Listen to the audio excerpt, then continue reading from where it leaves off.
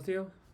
자, 오늘은 이제 챕터 2, 저 챕터 2에 이제 변화하는 요구사항에 대응하기란 걸 리뷰를 한번 해보겠습니다.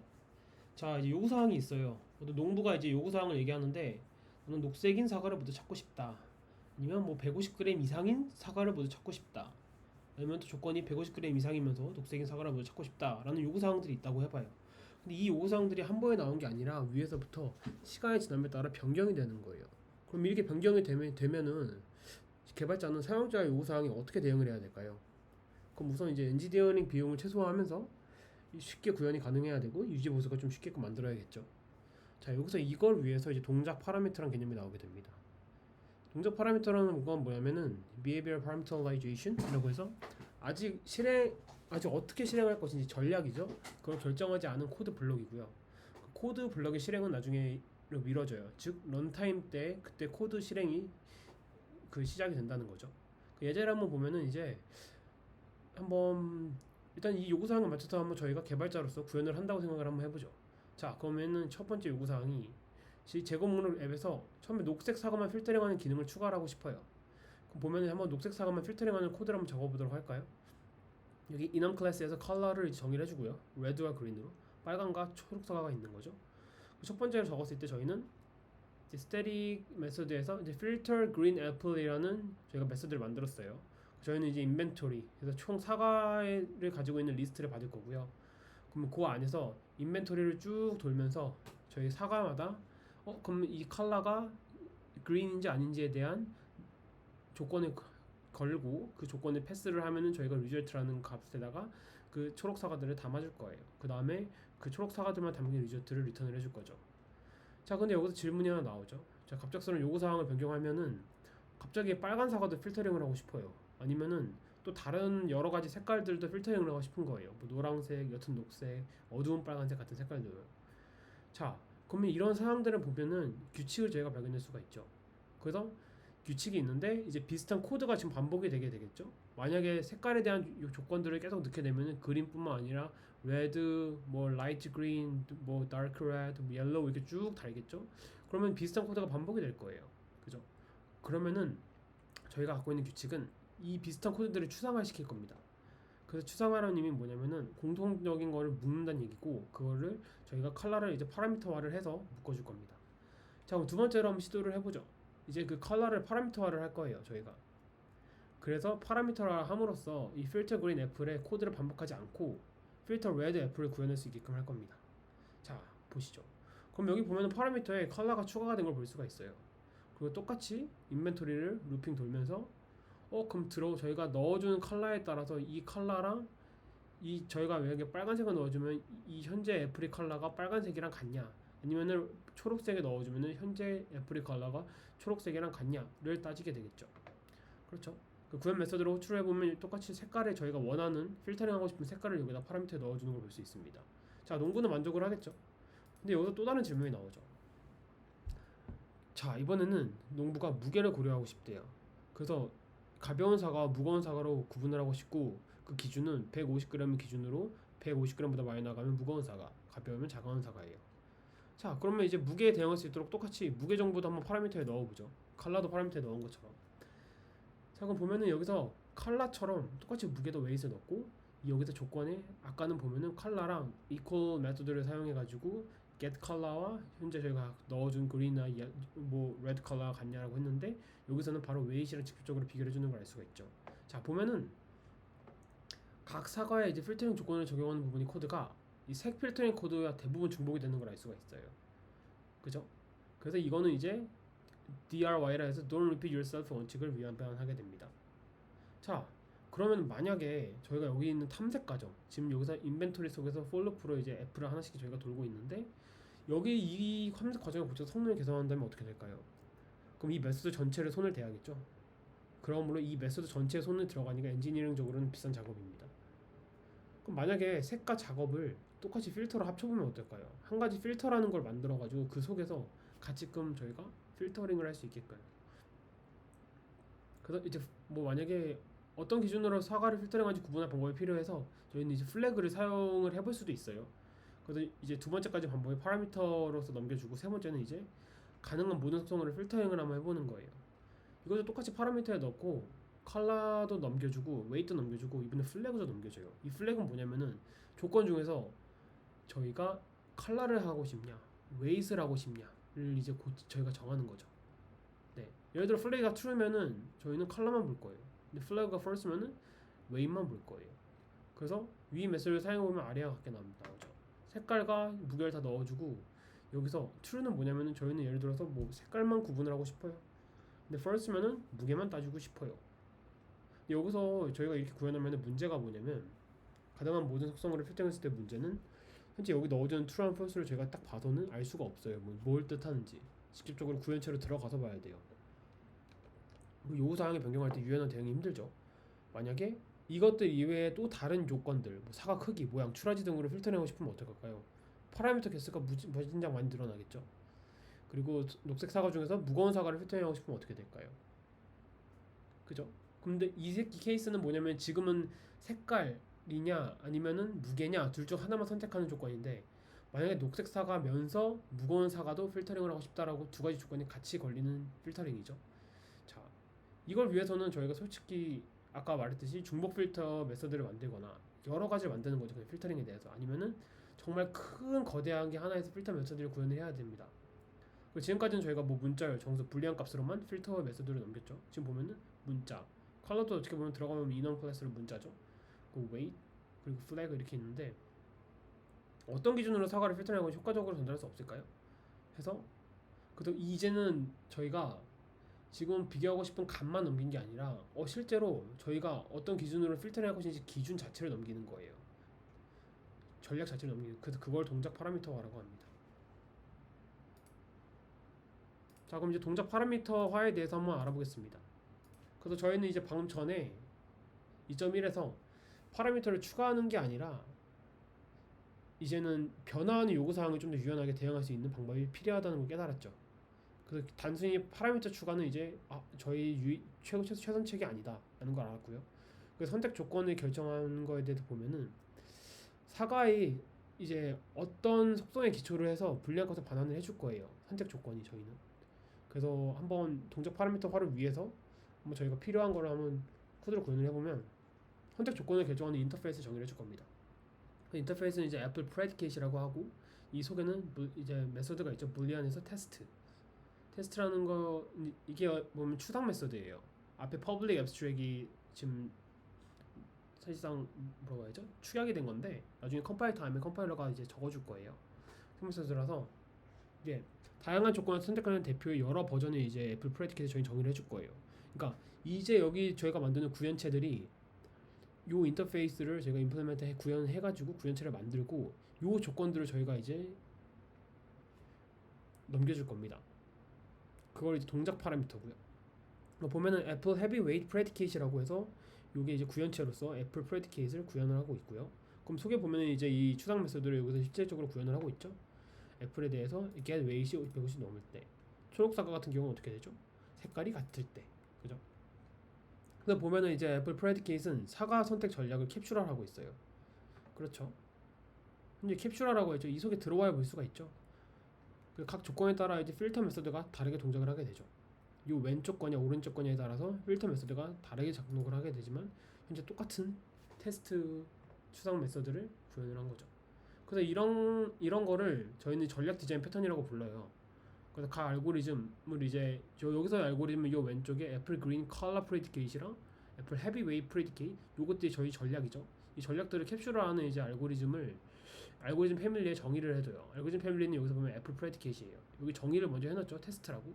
한 다음에 런타임의 알고리즘 선택을 하는 거예요. 그래서 알고리즘 패밀리는 애플 프레디케이트이고 전략 같은 경우는 요 밑에 두 개, 뭐 그린 컬러 프레디케이트는 헤비 웨이트 프레디케이트이 되는 거죠. 그래서 이제 필터 애플에서 애플 프레디케이트 객체를 받아 사과 조건을 검사하도록 이제 메소드를 고쳐야 합니다. 동작 파라미터는 즉 메소드가 이제 다양한 동작을 받아서 내부적으로 다양한 동작을 수행하게끔 하는 게 동작 파라미터라고 해요. 자, 네 번째로 한번 시도를 해볼까요? 그럼 이제 이 객체를 애플 프레디케이트 객체를 받아서 조건을 검사하도록 메소드를 고칠 거예요. 그 보면은 여기서 애플 프레디케이트 객체를 받게 되죠. 객체에 P가 들어오면은 이 P에 대해서 저희 속에 정의했던 추상 메소드를 이제 구현체에서 만들었죠. 그 테스트를 돌립니다. 돌리면은 이제 여기서 이게 프레디케이트니까 불리한 값을 리턴을 하게 되는데, 위에서 한번 볼까요? 불리한까지 리턴하게 되죠. 각각 조건들도 다 맞으면은 저희 원하는 조건에 들어오니까 리저트에 담기게 됩니다. 객체를 인수로 바꾸요. 그다음에 이거의 장점은 뭘까요? 장점은 이 필터 애플 메소드 내부에 이제 컬렉션을 반복하는 로직이 이렇게 있죠. 로직이랑 요소에 적용할 동작을 분리할 수가 있는 거예요.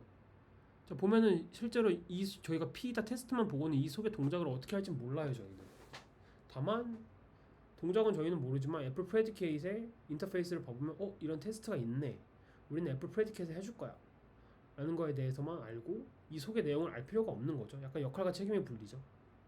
그죠? 그래서 이제 코드 동작을 전달한다고 하는데, 이게 무슨 말이냐면 저희가 이제 네 번째 시도로서, 첫 번째는 그냥 원래 했던 거고요. 두 번째가 이제 파라미터로 넘겼던 거고요. 전부 다. 그렇죠? 세 번째 시도가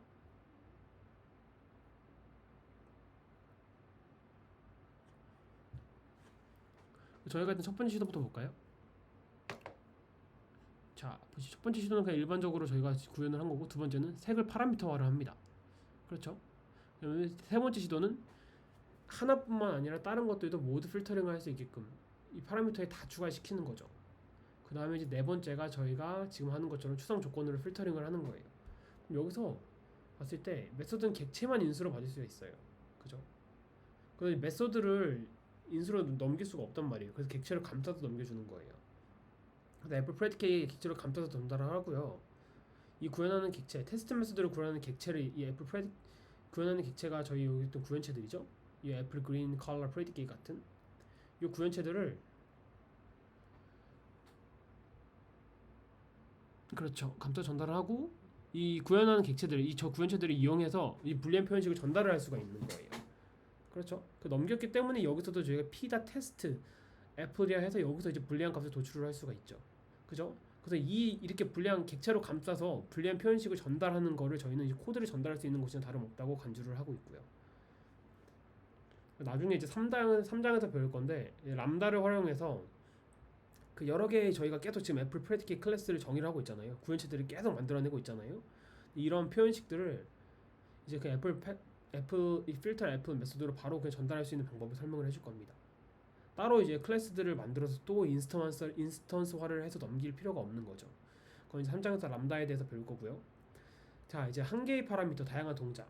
그 동작 파라미터의 강점을 한번 보면은 그 위에서 잠깐 언급했듯이 컬렉션 탐색 로직이랑 각 항목에 적용한 동작을 분리할 수가 있어요.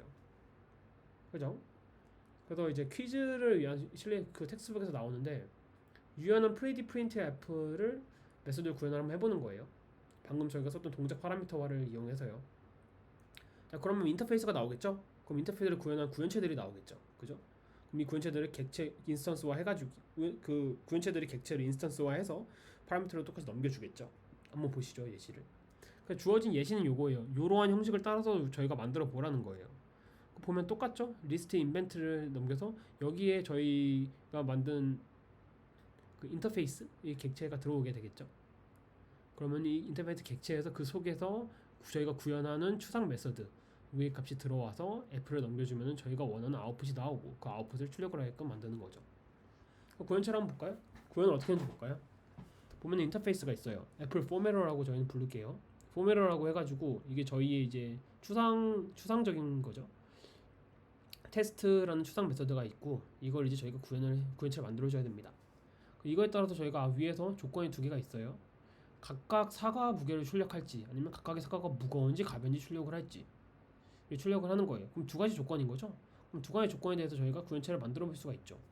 처음에는 뭐 애플 팬시 포메러라고 해가지고 요거는 무거운지 가벼운지를 포함하는 저희가 가릴 수 있는 필터라고 생각을 해봅시다. 그러면 여기서 이제 애플 포메러를 저희가 임플리멘트를 해요. 그러면은 요 내부에 있던 여기에 있던 테스트, 이 테스트를, 이게 어셉트죠? 죄송합니다. 요 어셉트를 저희가 이제 추상 메서드였으니까 구현을 해줘야 돼요. 그래서 뭐 리절트는 뭐 애플의 웨이트이 만약에 이것보다 150보다 크면은 헤비고 작으면은 라이트다 라고 해서 리절트에 담아주고, 헤비나 라이트이 담기고, 거기에 대해서 이 결과를 베이스로 해서 결과가 저희가 원하는 스트링이 리턴이 되게 됩니다. 마지막 여기 애플 심플 포메라 같은 경우에는 똑같이 이제 구현을 해요. 애플 포메라에 대해서. 그다음에 이 어셈블 저희가 추상 메서드니까 구현을 만들면은 똑같이 그냥 웨인만 찍어주는 첫 번째 조건을 만족하게 되죠. 자, 그 다음에 이제 프리티 프린트 애플 메서드가 이 포메라 인터페이스 객체를 이제 인수로 받아서 내부적으로 사용을 할 거예요. 보면 애플 포메라라고 하죠. 여기에 타입이 이 포메라를 받아서 이 포메라 안에 어떤 조건이 들어오든 이 구현체가 들어오든 이 구현체가 들어오든 간에 어셉이라는 그 메서드들이 구현이 돼 있어요. 그죠? 사실상 이 바깥 레이어에서는 이 안에 실제로 동작을 알 필요가 없는 거죠. 이 조건에 대해서는. 그래서 이 객체를 저희가 목록을 찾는 로직과 실제로 각각의 그 위에서 봤듯이 각 적용할 동작들이 분리가 되어 있다고 볼 수가 있습니다. 그 다음에 시스템을 프린트 아웃을 해주면은 그 조건에 맞게끔 아웃풋이 찍히는 거고요. 그래서 컬러라든지 그린, 레드라고 찍히고 제가 뭐 인벤토리 뭐 애플 뭐 80에 그린, 뭐 55g에 그린, 120g에 레드 이렇게 찍어놓고 인벤토리를 넣어주고 그 다음에 애플 팬시 포맷런지, 애플 심플 포맷런지 구현체 인스턴스를 넣어주면은 저희가 원하는 값들을 출력을 할 수가 있습니다. 이거 같은 경우는 on apple of 120 이렇게 되겠죠. 그래. 정리해보면 지금까지 동작을 추상화해가지고 변화하는 요구사항에 대응할 수 있는 코드를 구현하는 방법을 보았어요. 저희가 그 다음에 여러 클래스 구현해서 인스턴스하는 과정이 지금 복잡하죠. 보니까 계속 보면은 다 만들어서 여기다가 저희가 직접적으로 인스턴스 값들을 이렇게 넣어줘야 되죠. 여러 클래스들을 하나하나 여기 보면은 구현치 클래스 하나 하나하나 저희가 만들어서 넣어야 되는데 이게 좀 번거로워요 이게. 그래서 이걸 어떻게 계산할 수 있는지 다음 절에서 한번 알아보도록 하겠습니다. 자, 그러면 전에 저희가 했던 복잡함 그 인스턴스를 구현하는 클래스들의 정의를 또 하고 그걸 인스턴스화해서 다시 메소드에 넘겨주고 하는 게 좀 번거롭단 말이에요. 그래서 이런 걸 이제 어떻게 저희가 해결할 수 있을까요? 그 해결을 위해서 자바에서는 이제 익명 클래스라는 기법을 사용을 합니다. 그래서 익명 클래스라는 거는 클래스의 선언이랑 인스턴스화를 동시에 수행을 해주는 거예요. 그래서 말 그대로 익명은 anonymous 클래스라고 해서 말 그대로 이름이 없는 클래스고요. 이건 자바의 지역 클래스와 로컬 클래스랑 매우 비슷한 개념이에요. 그래서 클래스의 선언과 인스턴스화를 동시에 가능을 하다라고 해서 즉 무슨 말이냐면 즉석에서 저희가 필요한 구현을 바로 짜서 넣을 수가 있는 거예요. 자, 그럼 이번에 네 번째였던 저희 네 번째 시도가 뭐였죠? 추상 조건으로 필터링 하는 거였죠. 추상 조건을 넣어서 필터링 하는데 자, 다섯 번째로 한번 익명 클래스라는 걸 사용을 한번 해봅시다. 사용을 하면은 new apple predicate이라고 해서 여기다가 바로 클래스에 대한 정의를 바로 넣어주죠. 이 클래스 그죠? 이 익명 predicate에서 여기서 바로 저희가 원래는 이게 추상 메서드였는데 여기서 메서드에 대한 구현을 바로 들어가게 됩니다. 그럼 동작을 직접 파라미터화를 해주죠. 그죠? 자, 근데 만약에 이렇게 익명 클래스를 사용하게 되면은 문제가 좀 생겨요. 어떤 문제냐면은 지금 보면은 이 메서드의 인수 부분에, 파라미터 부분에 공간을 엄청나게 많이 차지하고 있죠. 이렇게 코드가 장황하게 되면은 가독성이 일단 떨어지고요. 유지 보수하기도 좋지 않아요. 그거 이해하는데도 시간도 오래 걸리고요. 그렇죠? 그리고 지금 이 익명 클래스를 사용한다고 해서 엄청나게 뭐가 많이 줄어든다는 느낌은 안 들죠. 그래서 익명 클래스로 인터페이스를 이제 구현하는 여러 클래스를 선언하는 과정을 그냥 정말 조금 줄인 거예요. 다른 곳에 그냥 선언해놓고 갖다 쓰나 그 선언하는 과정을 여기다가 다 같이 넣어놓냐 그 차이인데 정말 조금 줄일 뿐이고 여전히 저희가 아직 객체를 지금 만들었죠. 객체를 이렇게 만들고 동작을 정의를 하고 있죠. 테스트 내부에서 정의하는 메소드를 구현하는 건 변하지 않습니다. 자, 그래서 이 다음에 나오는 게 이제 람다라는 개념이 나옵니다. 근데 람다는 3장에서 제대로 배울 건데 한번 여기서 자바팔이 람다를 그냥 한번 사용을 해볼게요. 그 람다를 쓰면은 여기서 보면은 요 위에 예시랑 한번 똑같이 보면 리스트 리절트에 대해서 필터 F를 제가 돌립니다. 그죠? 인벤토리는 똑같이 넣어주는데 이 두 번째 파라미터 쪽에서 바로 이렇게 들어갈 저희 어떤 변수 F에 대해서 애플에 화살표 표시를 해주고 그럼 여기다 조건문이 바로 들어오게 돼요. 그럼 애플답게 컬러, 애플의 컬러랑 레드랑 같냐 안 같냐.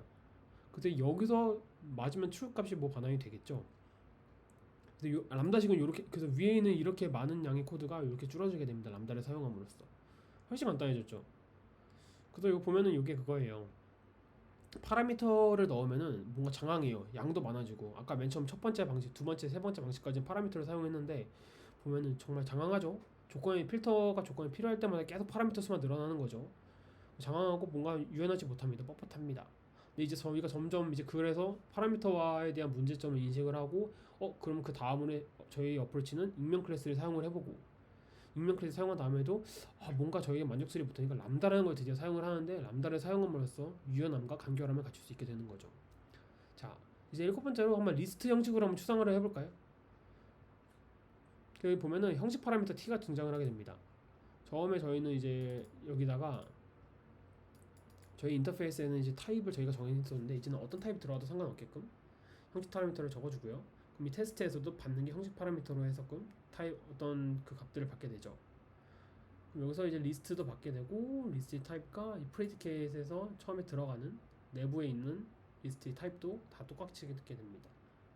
그죠? 속의 내부는 구현은 똑같아요. 똑같은 리스트 안에서 이 받는 리스트에서 리스트를 하나씩 돌면서 그 요소들에 대해서 똑같이 저희가 이제 구현한 테스트를 통과해서 만약에 조건이 맞다면은 저희가 원하는 값들을 리저트에 담아주게 됩니다.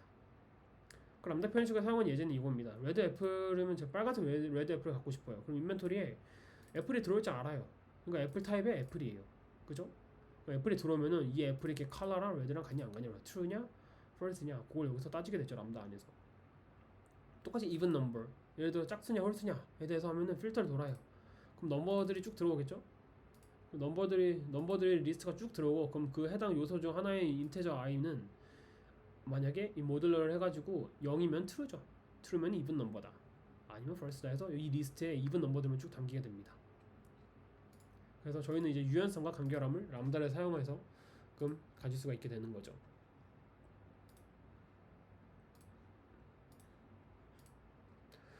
자, 그 동적 파라미터화를 이제 저희가 봤을 때 변화하는 요구사항이 쉽게 적용하는 유용한 패턴이에요. 동적 파라미터화가. 그렇죠.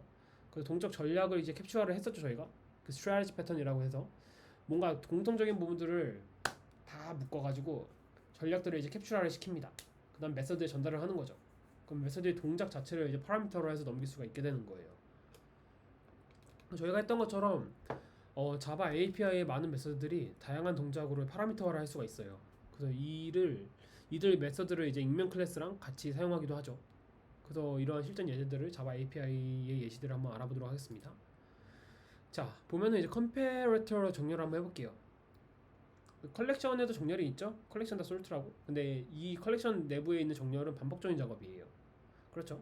그래서 이제 다음과 같은 인터페이스를 갖는 컴패러터의 객체를 이용해서 저희는 이제 솔트의 동작을 파라미터화를 시킬 수가 있어요.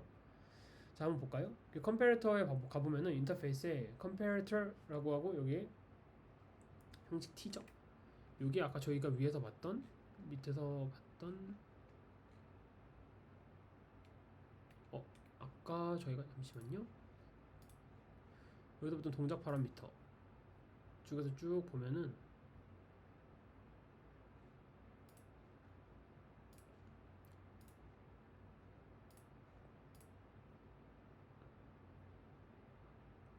형식 파라미터 t가 있죠. 여기. 그럼 여기도 보면은 형식 파라미터 t로 봤습니다. 컴페어터도. 그래서 어떤 타입이 들어올지 모르니까 일단 형식 파라미터를 적어주는 거고요. 컴페어를 하니까 두 가지 타입이 두 가지 이제 인자로서 들어오는 거를 알 수가 있습니다. 그래서 요거를 저희가 구현을 해가지고 이 컴페어를 구현을 해서 다양한 메서드의 이제 동작을 다양하게 시킬 수가 있어요. 그 만약에 무게가 적은 순서로 나는 사과를 정렬을 하고 싶어 라고 한다면은 인벤토리 자체가 이제 리스트니까 컬렉션에 있는 소르트를 사용을 하죠. 그리고 여기서 컴페어터를 인수로 넘겨줍니다. 익명 클래스로 이용해서 넘겨주면은 이 속에서 컴페어에 대해서 저희가 추상 메서드를 구현을 시켜줍니다. 그래서 이 A의 weight이랑 A2의 get weight이랑 비교를 하는 거죠. 그렇죠. 근데 람다 표현식을 사용하면 더 간단해져요. 정말 간단해지는 게 똑같이 솔트까지는 똑같거든요.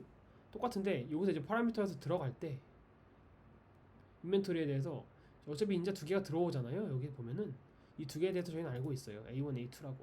A1, A2가 화살표 표시를 해주고 여기서 A1의 get weight과 A2의 get weight을 비교를 해주는 거예요. true가 되면은 인벤토리에서 알아서 소링이 됩니다. 자, 러너블럭 코드를 블럭 실행해 보면은 자바 트레드를 이용한 병렬로 이제 코드 블럭을 실행할 수가 있어요. 그래서 이전까지 이제는 어떻게 저희가 접근을 했냐면 자바 8까지는 이제 thread 생성자에 객체만 전달할 수 있었어요. thread 생성자에. 그 보통 결과를 반환하지 않는 이제 void run 메소드를 포함하는 익명 클래스가 저희가 이제 runnable 인터페이스를 구현하도록 하는 것이 일반적인 방법이었습니다. 자, 근데 자바에서는 이제 runnable 인터페이스를 이용해서 실행할 코드 블록을 지정이 가능해요. 근데 보면 인터페이스 runnable이라고 여기 있죠. 여기 추상 메소드 run이 있습니다. 그래서 runnable을 이용해서 다양한 동작과 thread를 실행을 시킬 수가 있어요. 그래서 thread에 저희가 이제 익명 파라미터로 익명 클래스로 한번 넘겨줍니다. runnable 해서 이 속에서 저희가 어떤 추상 메소드를 구현을 해주는 거죠. 이거 똑같이 람다 표현식으로 하면은 thread에서 아까는 익명 클래스 넘겨줬잖아요. 그게 아니라 그 람다 자체를 넘겨주면 돼요. runnable은 인풋이 없고 아웃풋도 없는 게 runnable이거든요. 그래서 지금 아웃풋이 없고 이제 시스템 프린트 아웃만 있죠. 아웃프린트만 있죠. 헬로를 찍는 거. 자, 이제 세 번째 컬러블을 결과로 한번 반환을 해볼게요. 자, executor service라는 추상화 개념이 있어요. 이거는 이제 자바 5부터 지원되는 거고요. 저 executor service 인터페이스는 태스크 제출이랑 실행 과정의 연관성을 끊어주게 됩니다. 그래서 태스크를 thread 풀을 보내요. 그 다음에 결과를 이제 future라는 타입으로 저장을 할 수가 있어요. 그래서 컬러블 인터페이스를 이용해서 결과를 반환하는 태스크를 한번 만들어 보겠습니다. 요거는 이제 runnable의 업그레이드 버전이라고 보면 되고요. 그래서 인터페이스에 보면 컬러블이라고 있고 이제 저희가 똑같은 V라고 사용을 하게 됩니다. V 타입이죠. V 타입에 대해서 call이라고 이제 추상 메소드가 있고요. 그래서 실행 서비스에 태스크를 제출을 해서 저희가 이제 위에 코드를 활용을 할 수가 있어요. 이 밑에 예전엔 태스크를 실행하는 스레드의 이름을 이제 반환을 하는 거고요. 자, 보면은 executor service라고 추상화 개념이 있죠. 이 executor service를 저희가 executor.new cached thread pool이라고 저희가 이제 이니셜라이즈를 해줍니다. 해주면 여기서 이제 저희 서브 말 그대로 위에서 태스크 제출을 해줄 거예요. 서브밋을 하는데 이 서브밋 내부에서 저희가 이제 익명 클래스로 넘겨주게 되죠. 그러면 컬러블이라고 있고 이제 스트링 값을 사용을 한다고 해요. 그럼 스트링에 대해서 오버라이드를 해서 이제 콜이 저희는 이제 thread.currentThread.getName 해서 이 네임을 리턴을 하시게끔 구현을 해놨습니다. 이걸 만약에 람다 표현식을 사용하면 어떻게 될까요? 여기 서브밋까지는 똑같이 들어가겠죠? 그죠? thread name에서 똑같이까지 들어가고 여기서 익명 클래스 넘겨준 게 아니라 얘는 컬러블이에요.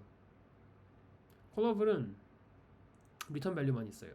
그래서 인풋이 번거로운 말 그대로 없죠? 없고 이 thread에 대해서 thread.currentThread에 대해서 getName만 해서 이 네임 리턴 밸류를 스트링 값을 이제 리턴을 해주게 됩니다. 그럼 여기 thread name이 담기게 되는 거고요. 각각의 돌아가는 thread들이 이제 퓨처라는 곳에 하나씩 쌓이겠죠.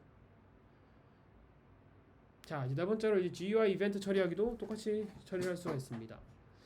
이 GUI 프로그램한테 변화에 대응할 수 있는 유연한 코드가 필요해요. 모든 동작에 반응할 수 있어야 돼요. 그래서 자바 FX에서는 set 액션 메소드에다가 이벤트 핸들러를 저희가 전달을 하죠. 그죠? 이게 전달을 해야 익명 클래스처럼 이벤트에 어떻게 반응하는지 설정할 수가 있습니다. 보면은 new 버튼이 있고 button.setOnAction 해서 이게 이벤트 핸들러 클래스 자체를 넘겨주죠. 그럼 여기서 이제 핸들러의 추상 메소드를 저희가 여기다가 원하는 대로 저희가 구현을 해줘야 되죠. 그 label.setText에서 sent라고 나오게 되죠.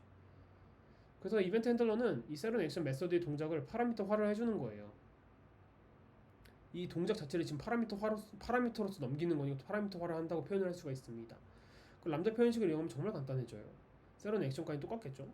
근데 여기에 이제 람다가 들어가는 거죠. 람다는 보면은 이벤트가 들어오겠죠. 액션 이벤트라고 인풋이 있어야 되니까요. 이렇게 이벤트가 들어오면은 이벤트에 대해서 그럼 label.setTextSent라는 게 저희가 sent라는 텍스트를 이제 레이블에 보여주게 되는 거죠. 네, 이렇게 해서 오늘 이제 동작 파라미터와 코드 전달하기라는 이제 두 번째 챕터를 마무리할 거고요.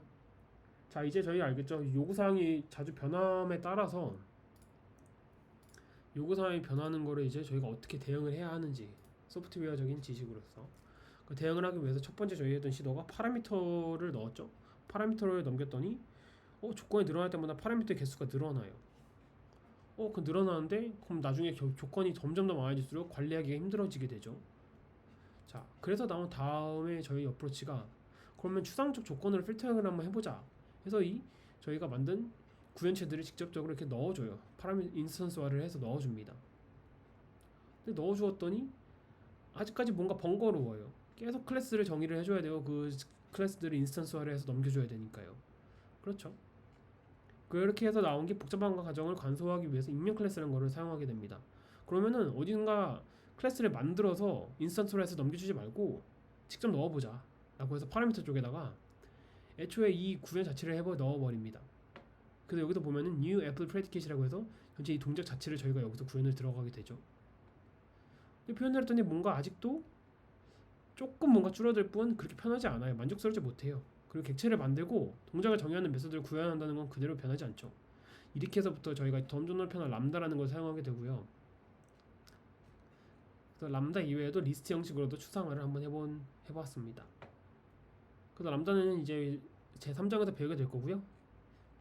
이렇게 해서 저희는 이제 한번 동작 파라미터에 대해 이해하는 시간을 가져보았습니다. 감사합니다.